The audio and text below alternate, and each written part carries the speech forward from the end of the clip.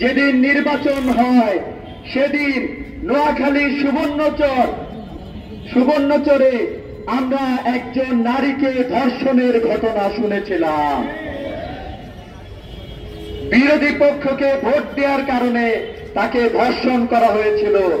বাংলাদেশের সকল দল মতের মানুষ এটার বিরুদ্ধে অবস্থান গ্রহণ করেছিল।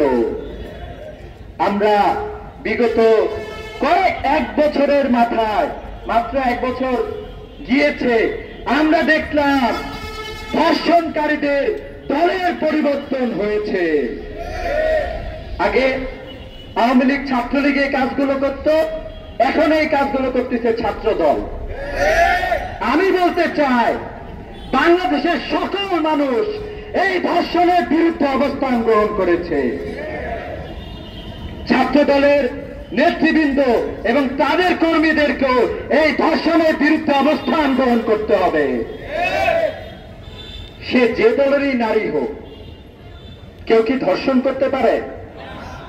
অনলাইনে এরকম ট্যাগিং এবং এরকম বুলিং করতে পারে?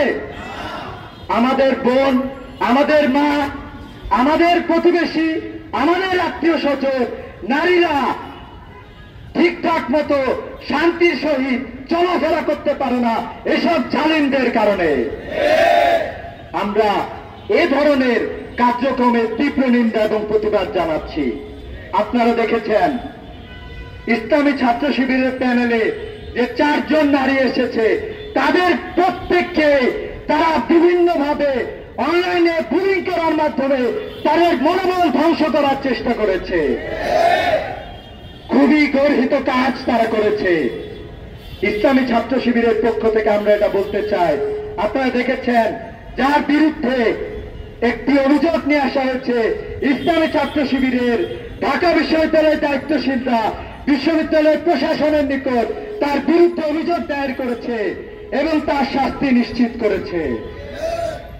আমরা জনাব তারেক রহমান, ছাত্রদল, তাদের কাছ থেকে আমরা একই প্রত্যাশা করি। ধর্ষণ করার পরেও আপনারা কেন এখনো তাদের বিরুদ্ধে অবস্থান গ্রহণ করছেন না? তাহলে কি আমরা ধরে নিব আপনারা ধর্ষণের জন্য সায় দিচ্ছেন? ধর্ষণের বিরুদ্ধে, নারীদের নিপীড়নের বিরুদ্ধে বাংলাদেশের শিক্ষার্থীরা, বাংলাদেশের আপামর জনতা জিরো টলারেন্স ঘোষণা করেছে। আমরা গতকালকে দেখলাম ছাত্রদল মিছিল করেছে সারা দেশে। সেই মিছিলে আমরা দেখলাম জোর করে বিভিন্ন স্থানে নারীদেরকে সে মিছিলে সম্পৃক্ত করা হয়েছে। কোন রাজনীতিতে আপনারা যাচ্ছেন? আমরা দেখলাম ওই যে শাহবাগে যে স্লোগান দেওয়া হয়েছিল, ভারতের যে ন্যারেটিভ ছিল বাংলাদেশের মধ্যে বিভক্তি তারা করবে, এরপরে আমাদেরকে তারা শোষণ করবে।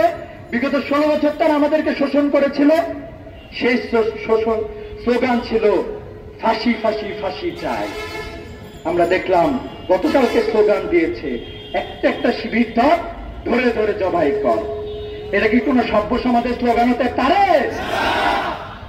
আগামীতে বাংলাদেশে যদি কেউ হত্যার শিকার হয়, আমরা ধরে নিব এই হত্যার সাথে ছাত্রদল জড়িত। প্রকাশ্যে তারা স্লোগান দেয় জবাই করতে হবে। এই স্লোগান ছাত্রলীগ দিয়েছিল। আমরা দেখেছিলাম এই স্লোগানের পরে আমাদের হিন্দু ভাই বিশ্বজিৎকে জগন্নাথ বিশ্ববিদ্যালয়ের সামনে প্রকাশ্যে দিবালোকে হত্যা করা হয়েছিল।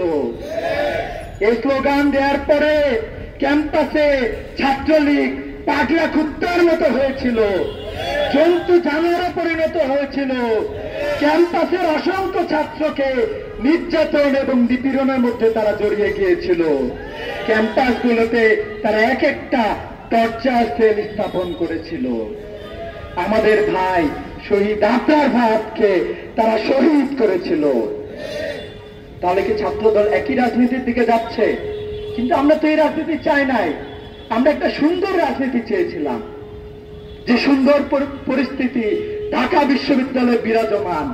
ভিন্ন মতের আদর্শের কেউ একজন যখন অসুস্থ হয়ে যায়, আপনারা দেখবেন ঢাকা বিশ্ববিদ্যালয়ের সভাপতি SM ফরহাদ তাকে দেখতে হাসপাতালে ছুটে যায়। আমাদের ভিন্ন মত থাকতে পারে, মানুষ হিসাবে মানুষের প্রতি আমাদের একটি মমত্ববোধ থাকতেই হবে। আমরা তো এই রাজনীতি চেয়েছিলাম। দেশে দেশে সবার সাথে দ্য নিউজ।